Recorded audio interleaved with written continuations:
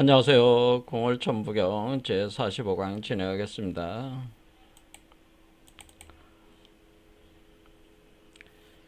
오늘은 천부경 그 오칠일묘연 다음에 만왕말래 용변부동본 요 문장에 대해서 한번 같이 공부를 해보겠습니다. 자, 만왕말래 용변부동본이다라고 하는 것은 이 만이라는 것이 우주 만물을 가리켜서 우주 만물이 갔다가 우주 만물이 온다, 갔다가 온다는 뜻이니까 이것은 우리가 이게 어떤 이렇게 원으로 이렇게 원을 이렇게 보면요, 이렇게 원으로 생각을 해보면은 우리가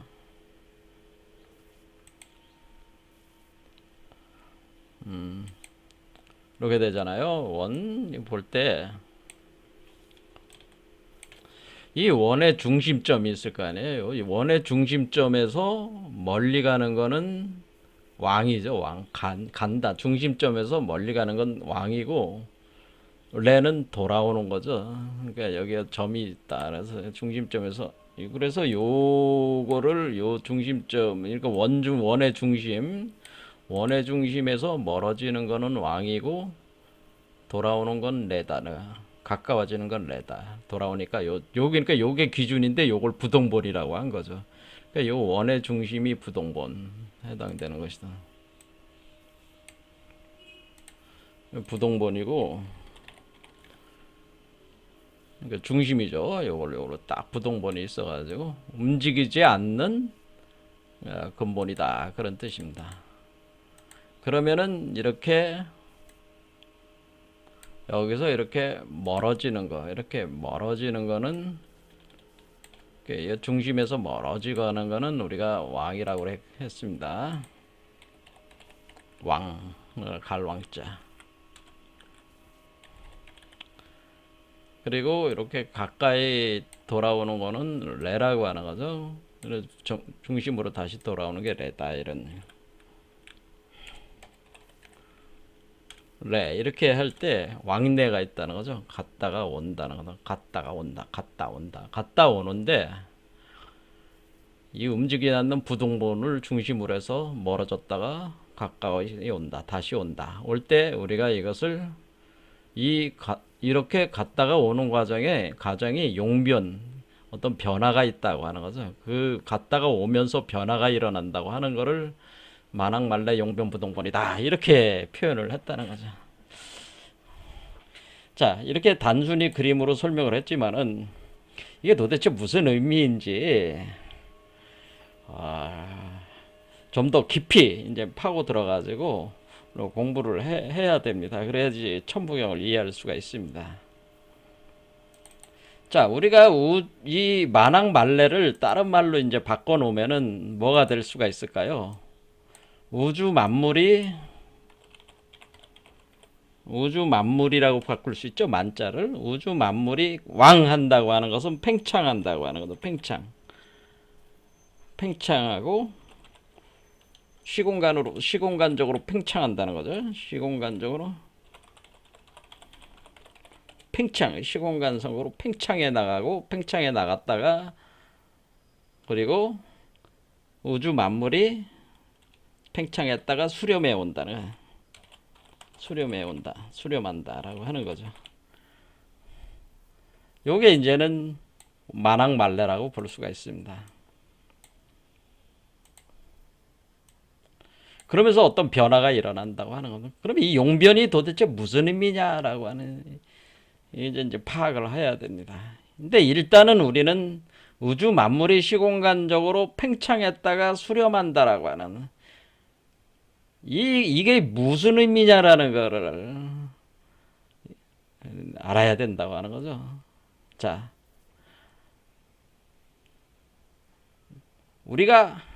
여러분들이 이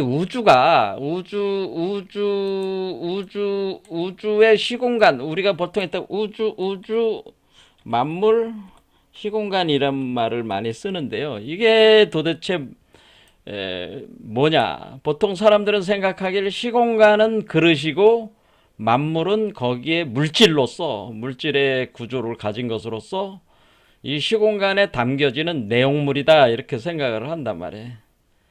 근데 이것이 이제는 깨지게 된 게 어디서 깨졌냐면은 원래 그게 보통 그거를 시공간을 배경으로 해가지고 만물이 거기서 시공간을 배경으로 해서 작용을 하고 있다 그런 이론이란 말이에요. 보통 물리학에서도. 그런데 이것이 만물이 시공간을 형성하고 있다라. 그러니까 시공간과 만물이 별개가 아니고 만물이 시공간을 구성한다라고 하는. 이렇게 이제는 바뀐 것이 이것이 누가 이것을 했냐면은 아인슈타인의 상대성 원리. 아인슈타인이 1905년에 일반 상대, 그러니까 특수 상대성 이론을 발표를 하고 1916년에 우리가 일반 상대성 원리를 이제는 발표를 했는데 이게 지금 공통적인 상대성이라는 거잖아요. 그러니까 상대성 원리에서 뭐를 알게 된 거냐면 결국 이 시공간과 우주 만물은 별개가 아니고 시공간보다 만물이 더 본질적이다라고 하는 걸 파악을 한 거예요. 그러니까 만물이 시공간을 형성한다고 하는. 그리고 시간과 공간도 별개가 아니라는 거죠. 그러니까 만물에서 다 나온 거니까 만물에 의해서 시공간이 구성이 되고 시간과 공간이 그래서 별개가 아닌 상대성 원리에서 도출이 돼가지고 이때 뭐냐면 시간과 공간도 별개가 아니고 만물에 의해서 이게 형성돼 난다. 만물과 별개가 아니다라고 하는 거예요.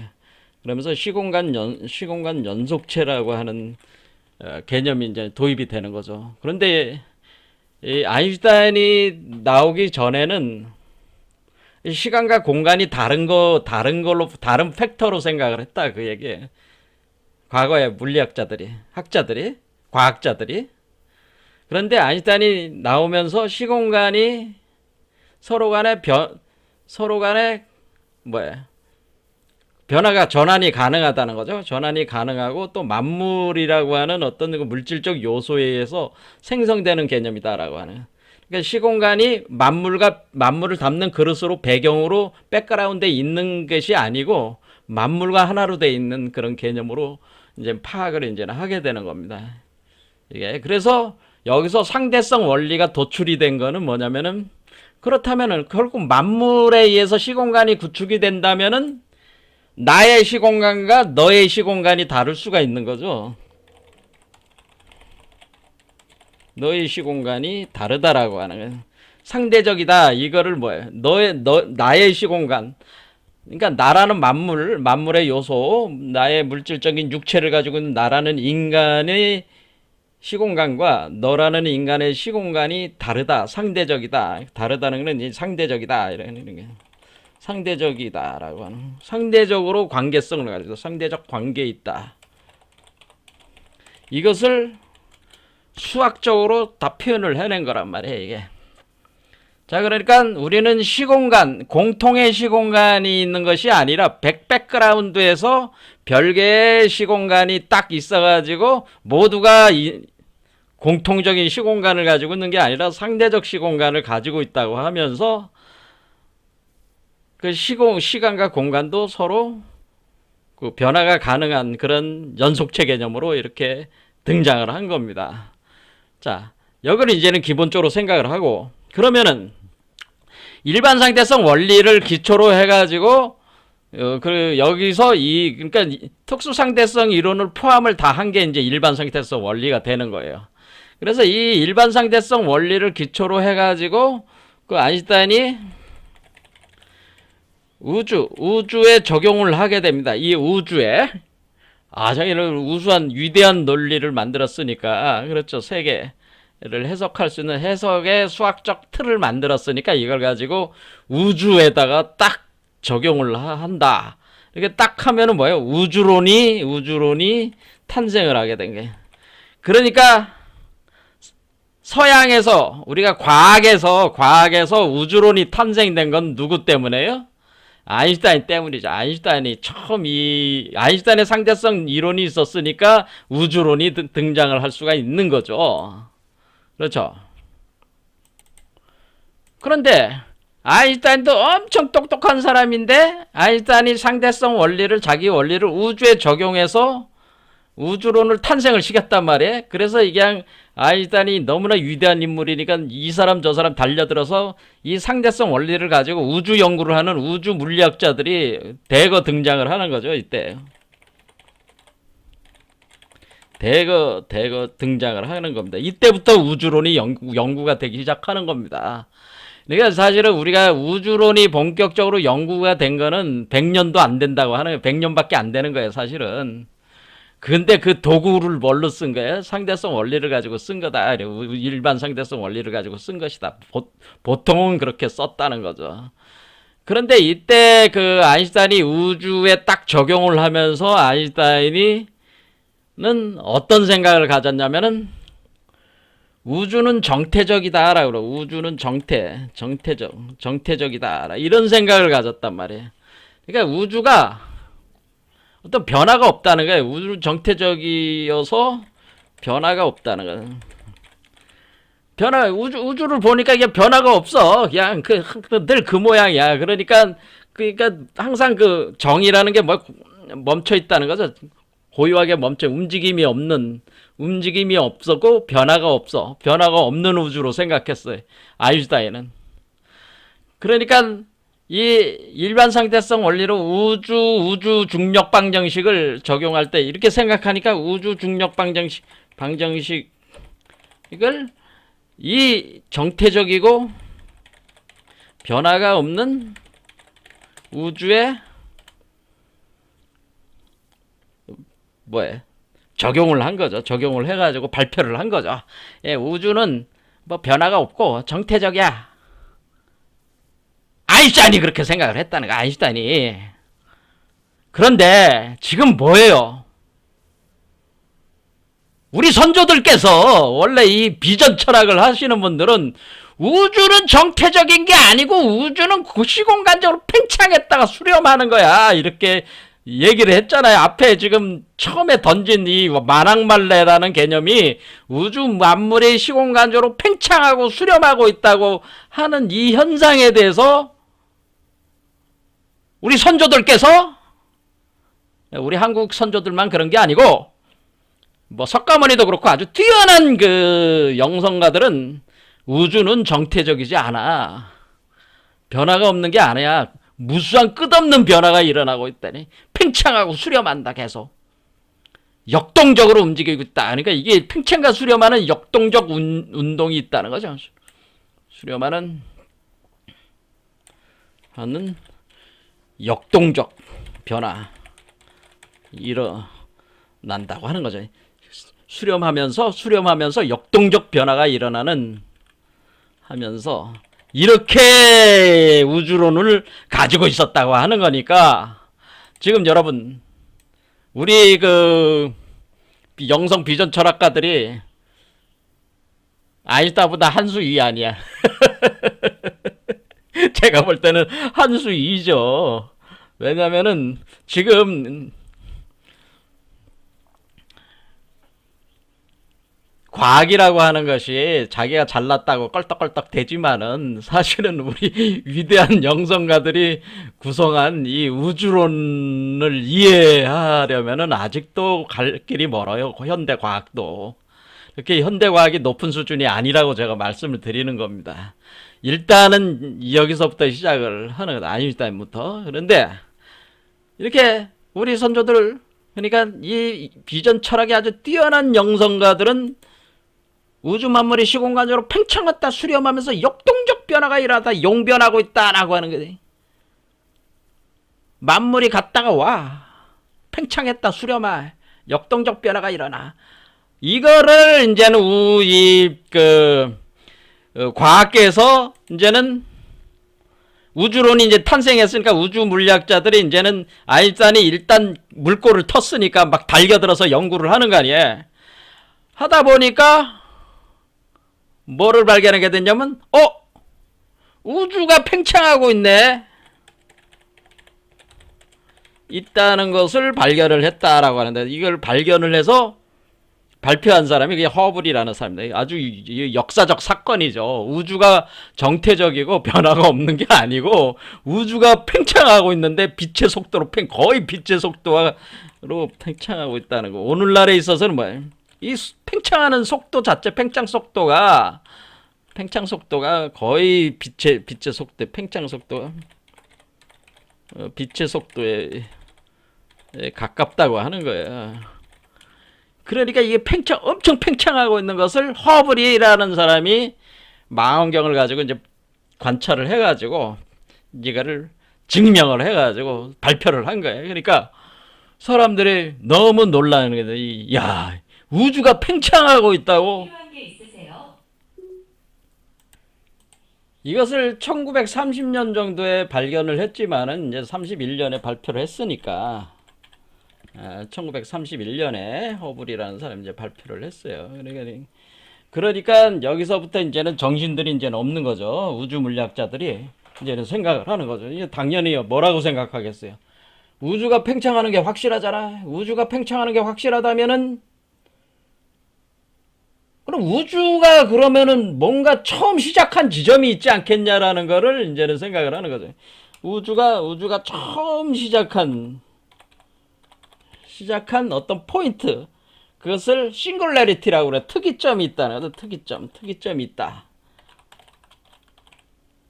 처음 시작한 그 지점이 있다는 거죠. 그 특이점이 있다.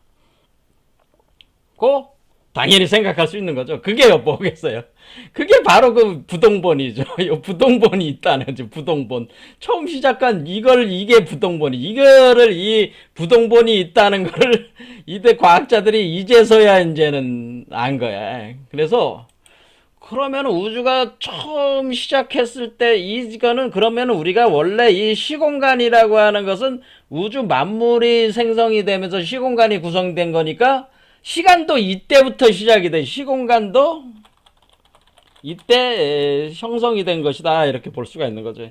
그러니까 시간이라고 하는 것이 여러분들이 항상 이렇게 흘러가는 어떤 그런 걸로 생각하지, 그게 아니고 시공간도 만들어진 거라는 거죠. 이 만물에 의해서 형성이 돼 온 거라는 거죠. 그게. 근데 시공간도 이때 형성이 된 거야. 자, 그래서 시공간도 이때 형성이 되기 시작하는 거야. 만물이 나오면서. 그럴 때 우리가 우주 만물이 이제 팽창이, 여기서 이제 그때 그 특이점을 가리켜서 우리가 뭔가 그때 시작할 때 뭔가 터진다는 거죠. 뭔가 하나의 알갱이, 씨앗, 하나의 우주 씨앗이 터져 나왔다. 뭐 이렇게 우주 물리학자들이 다들 이제는 뭐 그렇게 생각을 하는 거죠. 동의를 하는 거죠. 우주 씨앗이 있는데 그 우주 씨앗이 터져 나왔다. 이걸 생각이 온 거야. 그게 인플라톤이라는 거야. 그게 양자. 우주 양자죠. 우주를 생성하는 우주 양자가 터진 거야. 터져 나왔다라는 거야. 그래서 터져 나와가지고 이렇게 터져 나오는 현상을 뭐라 그러는가? 빅뱅이라고 하는 거죠. 빅뱅이라고 해서 여러분들이 유명한 빅뱅. 그러니까 이 빅뱅이 뭐예요? 시공간이 만들어지고 우주 만물이 생성이 된 그 지점, 그 현상을 빅뱅이라고 얘기를 하는 거죠. 그래서 팽창을 알았잖아, 이렇게. 그런데 과학자들이 수렴은 몰라. 근데 문제는 뭐야? 팽창은 알았다. 팽창은 연구 중이다. 그런데 뭐야? 그러면은 우리가 생각하기를 뭐 어떻게 생각해? 팽창이 있으면 수축이 있지 않겠어요? 뭐 또 이렇게 생각할 수 있잖아요. 그런데 우리가 현상적으로 이렇게 검증을 해보면은 수축이 없잖아. 허블 이후에 수많은 우주 물리학자들이 우주를 관측하잖아요. 지금도 우주에다가 막 위성들 쏘아 올려가지고 망원경을 우주에다가 올렸잖아. 뭐 요즘에 이제 제임스 웹 망원경이라든가 뭐 아주 유명한 그 이름을 지은 그 망원경들, 아주 고도의 그 망원경들을 지금 그 우주에다가 써 올려가지고 우주 태초의 우주의 빅뱅의 그 사건이나 이런 걸 지금도 계속 연구들을 하고 있습니다. 자, 그래서 빅뱅도 이것도 증명을 한 거예요. 사실 증명이 됐다고 얘기를 하는 거예요. 그것이 이제는 증명하는 그 증거물. 그러니까 과학이라는 건 증거가 있어야 되니까 그 증명을 했다는 게 배경복사. 배경복사 현상을 관찰을 해냈다는 거죠. 그러니까 원래 우주가 처음 터져 나올 때 그 뻗어나온 빛의 에너지의 파장이 백그라운드에 깔려 있는데 그것이 배경복사라고 하는 것을 검출을 했단 말이에요. 검출을 했으니까 빅뱅 현상이 에 대한 강력한 지지가 되는 거죠. 이 증거물이 나온 거니까. 그래서 빅뱅이 있다고, 이걸 우주는 처음에 터져가지고 이 팽창하고 있다고 하는 것은 현실적으로 증명이 됐다라고 이렇게 보는 거예요. 그런데 이것이 도대체 우주가 처음에 우주 씨앗이 어떻게 터져가지고 이런 우주까지 나오게 돼? 아직까지 이 연구는 계속 할 거 아니에요. 계속 증거물들을 쌓아 나가면서 계속 연구를 하고 있는 거예요. 근데 지금 얘기했지만 우리가 우주가 그러면 수렴도 할 수 있는 거 아니에요? 이렇게 얘기할 수 있잖아요. 그러면은 사람들이, 이 우주 물리학자들이, 야, 그게 증거가 없잖아. 지금 그 팽창하고만 계속 있자. 팽창하는 것만 증거가 있는데 수축하는 게 증거가 안 나오잖아. 그렇죠? 이게 이 광대한 우리가 우주가 지금 138억 년이나 됐다고 하는데 지금도 팽창하고 있는데 아직도 수축을 하는 그거가 아직 증명이 없으니까 뭐야?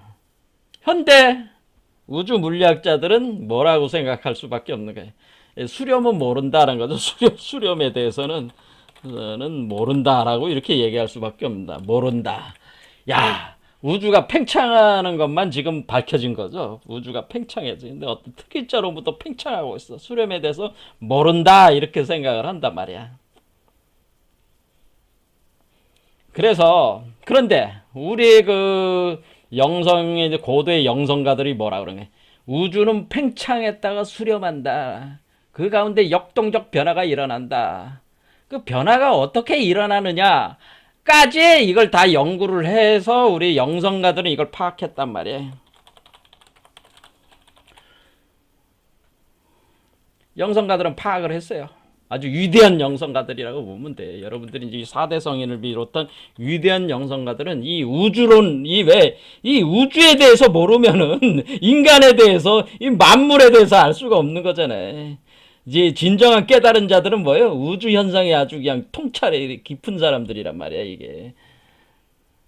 사실 그거를 기초로 해서 인간의 변화도 거기에 기초해서 일어나는 겁니다. 우주 변화의 기초에 해가지고. 그러니까 팽창만 알아서는 알 수가 없잖아. 수렴을 해.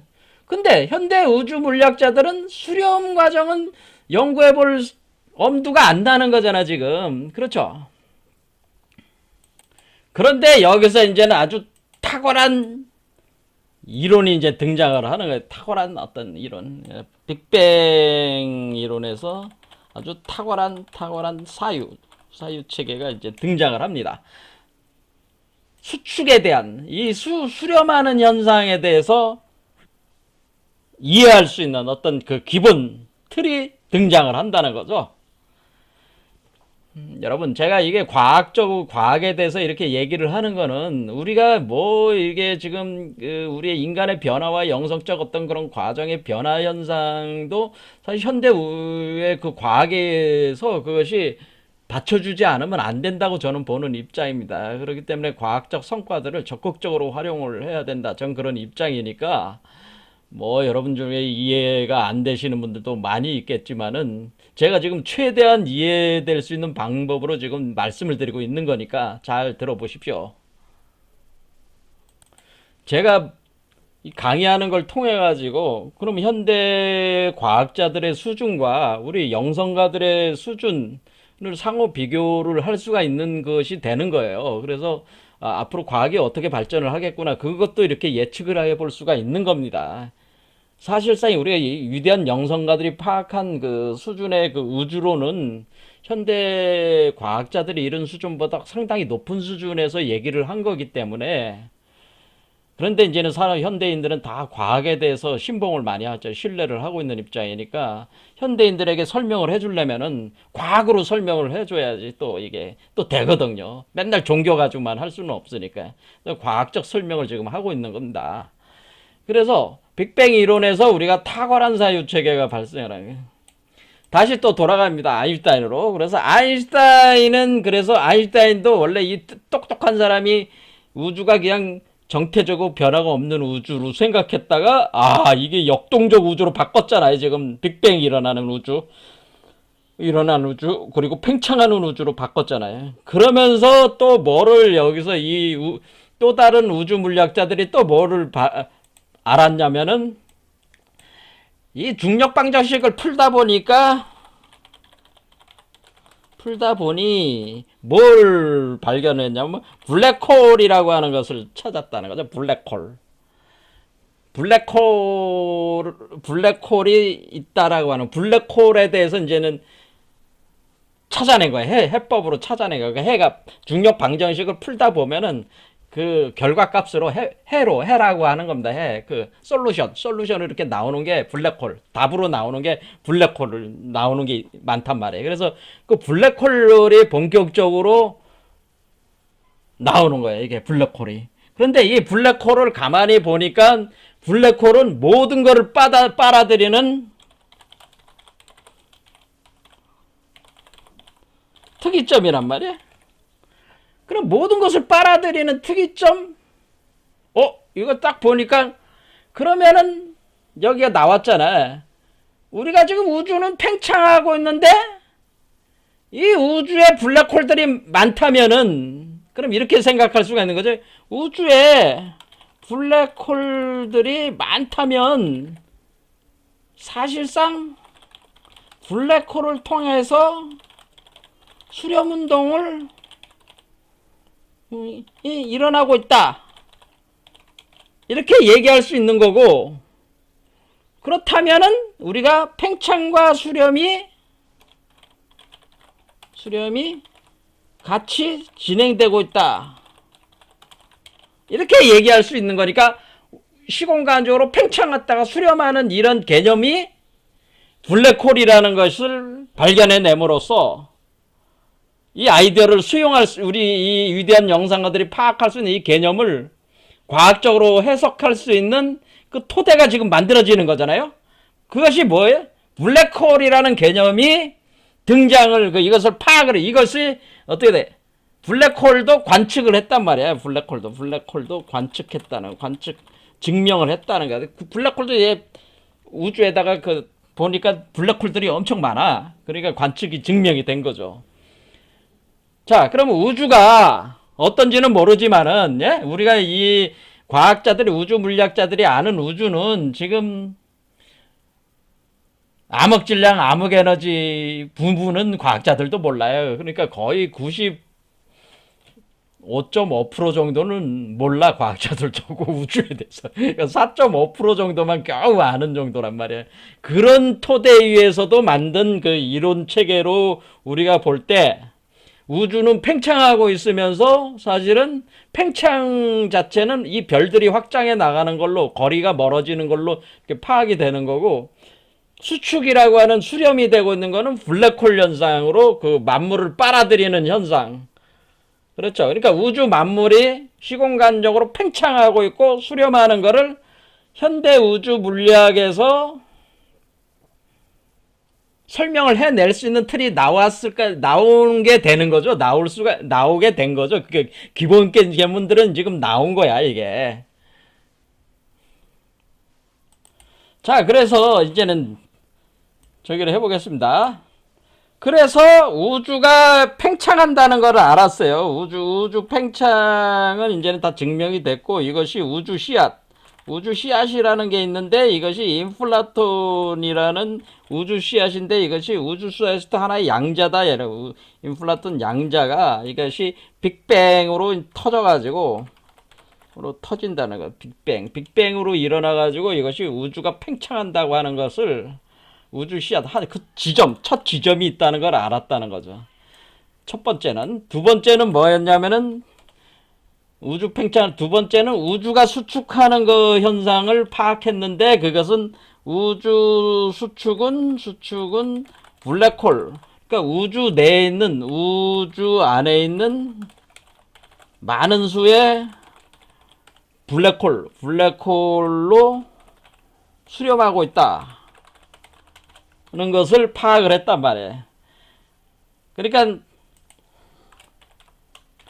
우주 팽창, 우주 수축, 그렇죠. 우주 수렴은 블랙홀로 이렇게 수렴하고 있다고 하는 것을 됐으니까, 여기서 이제 이론이 이제 어떻게 된 거냐면은, 여기서 이제는 또 한 사람, 이제는 아인슈타인의 상대성 원리를 이제 깊이 연구를 해가지고, 제가 볼 때는 저도 지금 우리가 지금 과학이라고 하면은 여러분들이 상대성 원리, 아인슈타인 유명하죠. 그래서 아인슈타인의 상대성 원리와 양자역학이라는 게 있습니다. 근데 양자역학 얘기는 제가 안 하고 있는 겁니다. 왜냐면 너무 복잡해지게 굉장히 쉽게 얘기를 하기 위해서 하는 겁니다. 근데 이 상대성 원리와 양자역학을 통합하는 통일장 이론을 이제 구성하는 과정 속에 있는데, 지금 그 대표적인 이론이 우리가 끈 이론이라고 하는 거예요. 스트링, 슈퍼 스트링, 초대칭 끈 이론이라는 게 있어요. 그 끈 이론에 종사하고 있는 사람이 우주 물리학자의 뭐 거의 절반 이상이 끈 이론을 연구하고 있다고 보시면 돼요. 그리고 현재 또 다른 측면에서 또 이런 현상들에 있어서 통일적인 어떤 사유 체계를 구축해 나간 사람 중에 유명한 사람, 그러니까 제가 인정하는 사람은 리 스몰린이라고 하는 사람이 있습니다. 리 스몰린이라는 사람은 우리 국내에서도 시간의 물리학 같은 책도 있고 여러 권 이 분야에 관련된 여러 가지 저서들이 있고 번역물도 있습니다. 또 이분에 관련된 또 책들도 있어요. 예, 국내에. 그러니까 여러분들이 보면 되는데, 여기서 이제는 리 스몰린이라는 사람이 어떤 이제는 사유로 이제는 얘기를 하게 되는 거냐면은, 이 우주라고 하는 것은 팽창하고 있는데, 확장 중인데, 이 우주는 블랙홀의 수를 블랙홀을 많이 만드는 방향으로, 가장 많이 만드는 그런 방향으로 우주는 그 생성 운동을 하고 있다고 하는 거예요. 그러니까 우주는, 리스몰린의 주장은 뭐다? 우주 팽창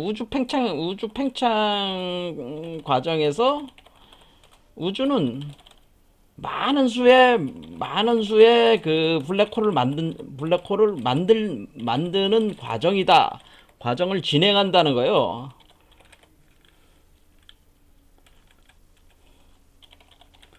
그러면은 왜 이렇게 우주가 왜 이렇게 하는 거냐? 왜 이렇게 블랙홀을 많이 만들려고 하는 거냐? 그거는 이게 진화 과정이라는 거예요. 일종의 생물학적 진화와 같아가지고, 이게 일종의 그 우주 자체 진화 과정이 그렇다는 거예요. 진화 과정이. 이것이 바로 우주 자체 진화 과정인데, 근데 왜 블랙홀을 많이 만드느냐? 블랙홀을 많이 만드는 이유는 그 블랙홀이 새로운 우주의 탄생지이기 때문이다.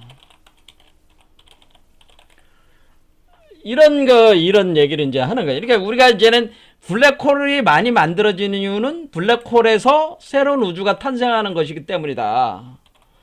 그러니까 지금 이 우주 팽창 과정에서 블랙홀을 많이 만드는 거는, 이 전체적인 과정은 우주가 뭐야? 부모 우주가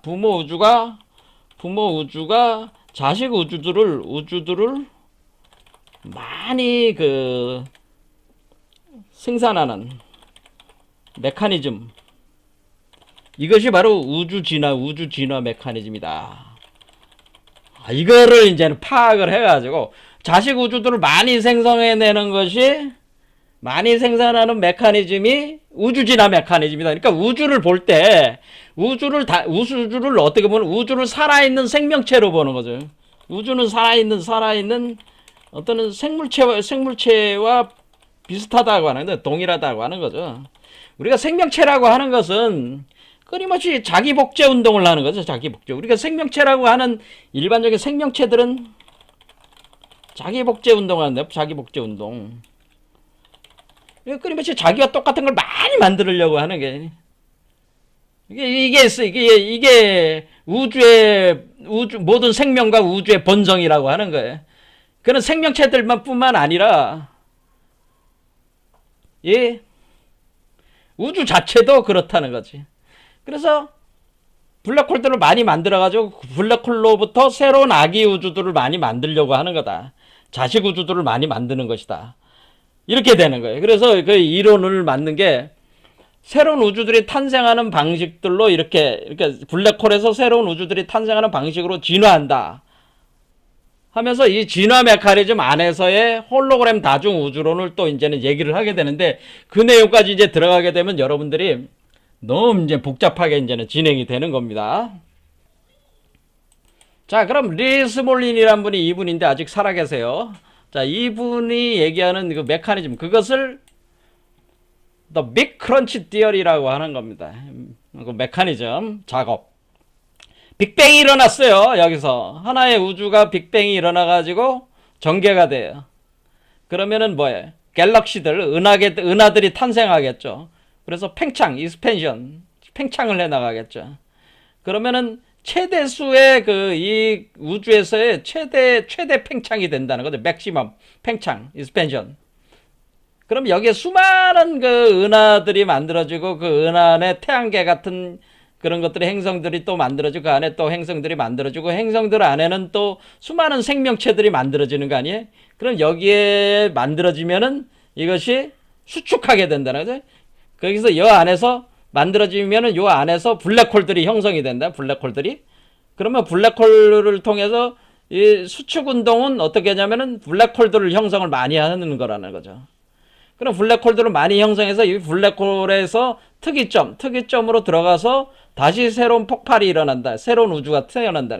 그러니까 이 얘기는 뭐냐면은 원래 우주를 기초로 해가지고 이렇게 팽창이 돼가지고 많은 우주를 만들고 생명체를 만들고, 그 가운데서 블랙홀이 형성된 블랙홀들을 형성되게 만들고, 그 블랙홀을 기초로 해가지고 또 새로운 자식 우주가 태어난다. 이것이 이렇게 돌아가는, 요게 바로 순환 과정이잖아요. 순환. 그렇죠. 이렇게 돌아가는 요 과정으로 끊임없이 우주는, 그러니까 뭐 자식 우주는 또 손자 우주를 만들고, 또 손자 우주는 그 다음 세대 우주를 만들고, 계속 이렇게 우주는 끝없이 팽창을 이렇게 해나가면서 블랙홀들을 계속 만들면서 그 운동이 계속 이렇게 진행을 한다 라고 하는 이론을 이분이 이제는 틀을 딱 잡은 거죠. 그래서 그것이 그러면 우리가 부모 우주에서 자식 우주로의 그 정보의 이동, 정보가 이동되고 물질이 이동돼야 되잖아요.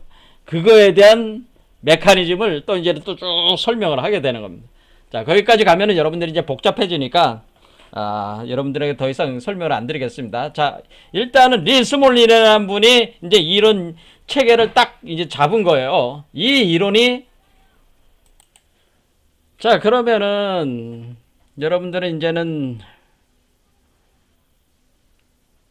이 리 스몰린의 이 그 사유 체계, 이렇게 우주가 팽창하고 수축하는 과정에 있어서의 그 블랙홀이 새로운 우주가 탄생하는 그 자궁이죠. 자궁. 그 배양처가 되는 건데, 제가 말씀을 드릴 때 뭐라고 하는 겁니까? 이런 과정에 있어서 그 블랙홀이 제가 지금 어디 있다고 주장을 하는 겁니까? 이 블랙홀이라고 하는 것이 우주에만, 이 바깥에 있는 우주에 있는 것이 아니고, 그것도 있는 것이고요. 그것은 이제 우리가 관측을 통해 가지고 증명이 된 거죠.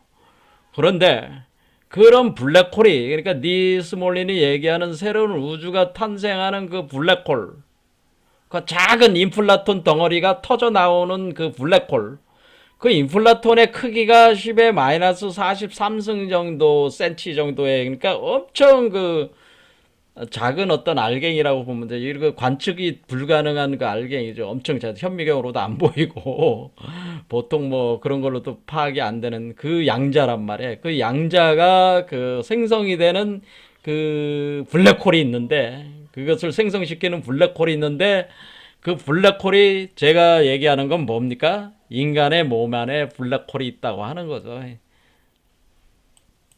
그래서 지금 과학자들이 아직 파악을 못한 게 뭐예요? 제가 말씀을 드리는 건 뭐예요? 그 아기 우주가 탄생하는 블랙홀은 바로 인간, 각 사람의 내부에도 존재한다라고 하는 거죠. 각 사람의 내부가 존재하고 각 사람의 내부에도 존재를 한다고 하는 겁니다. 자, 그러면은 우리가 이 과학자들이 지금 이 사실을 모르잖아요. 제가 지금 각 사람의 내부에 블랙홀이 있다 그러면은, 아니 사람 속에 어떻게 블랙홀이 있냐, 그렇잖아요. 사람 속에 블랙홀이 있다. 사람 속에 블랙홀이 있다고 하는 거가 믿어지지가 않잖아요. 여러분 믿을 수가 있어요. 그런데 제가 이건 이미 몇 년 전부터 계속 이 강의를 하면서부터 이미 얘기를 해온 사실이지만은, 사람 속에 블랙홀이 있다고 하는 것이고, 이것은 사실 위대한 영성가들, 이분들이 다 파악을 했던 사실이에요. 아는 사실이었다고 하는 거죠. 그러니까 지금 현대의 우주 물리학이라고 하는 것이 아직 갈 길이 멀다고 하는 걸 알 수가 있죠. 왜? 인간 사람 속에 블랙홀이 있으니까 그걸 검증을 해야 되잖아요. 그걸 체계화하고 이론하고 사유화 시켜가지고 그것을 검증을 해나가는 과정이 앞으로 현대 과학이 풀어야 될 문제란 말이에요. 그렇죠. 근데 이미 위대한 영성가들은 이 메커니즘에 대해서 환히 파악을 하고 있어가지고 인간 몸 안에 블랙홀이 작용을 하고 있다고 하는 것을 밝혀가지고 세상에 알려줬단 말이에요. 그것이 그 인간 내부에 있는 블랙홀을 가지고 뭐라고 얘기를 한 거냐면은, 그런 블랙홀을 가지고 이것을 우리가 불교로 따지면은 불교의 공이라고 하는 게 그런 거라고, 늘상 공자를 이게 블랙홀입니다. 이게 블랙홀은 결국 화이트홀로 또 나와야 되니까 그걸 축을 이루고 있는 웜홀입니다. 그것을 우리가 웜홀을 아인슈타인 로젠 브릿지라고 하거든요. 로젠 브릿지. 그러니까 우리가 이제 물리학적으로는 웜홀을 아인슈타인 로젠 브릿지라고 합니다. 아인슈타인 로젠 브릿지가 인간의 몸 안에 있어가지고 그게 공이라고 하는 거죠. 그 공이 인간 몸 안에서 작용을 해가지고 이 새로운 우주를, 그건 뭐예요? 이 작은 우주가 아니라 지금 대우주가 폭발을 해서 우주 만물을 형성을 한 거죠. 이 우주 만물로 이렇게 전개가 된 거잖아요. 그래서 이 우주 만물 중에 블랙홀이 있는 인간들의 블랙홀 속에서 그 싱글레리티로 들어가서, 그 싱글레리티가 이게 어디에 있는 거예요? 특이점이 1번 차크라에 있는 거죠. 아래. 그렇죠. 하단전에 있는 거죠. 이게 하단전에 있는 거란 말이에요. 하단전.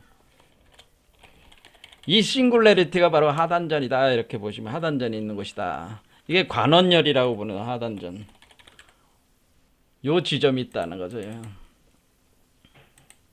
사실 정확한 싱글레리티는 그렇죠. 하단전이라고 이렇게 생각하시면 돼. 일단 이렇게 생각하시면 되는데, 이제 우주 물리학과 연관을 시켜가지고 여러분들한테 설명을 하려니까 제대로 이해됐는지 또 이제 의문이 또 듭니다. 자, 어떻든 오늘 이제는 우주 물리학적으로 이 메커니즘을 설명을 했습니다. 그러니까 지금 우주 물리학이 어디까지 와 있다는 거예요? 우주 물리학은 우주가 팽창하고 있다는 사실을 안 게 100년도 안 돼요, 사실은. 그리고 이 과정에서 우리가 아인슈타인의 방정식을 풀면서 또 현실적으로 그걸 관측해낸 게 블랙홀들이 존재한다고 하는 것을 파악을 한 거잖아요.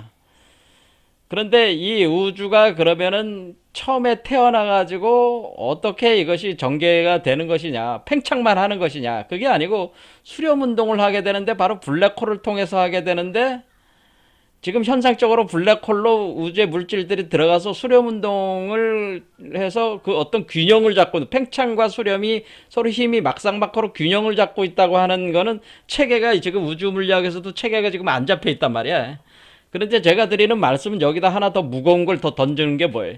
사람 몸속에 블랙홀이 있어가지고 리스몰른이 얘기하는 아기 우주라는 그 대우주의 탄생지는 사람이라고 하는 겁니다. 그러니까 제가 드리고 싶은 말씀은 리스몰린이 주장하는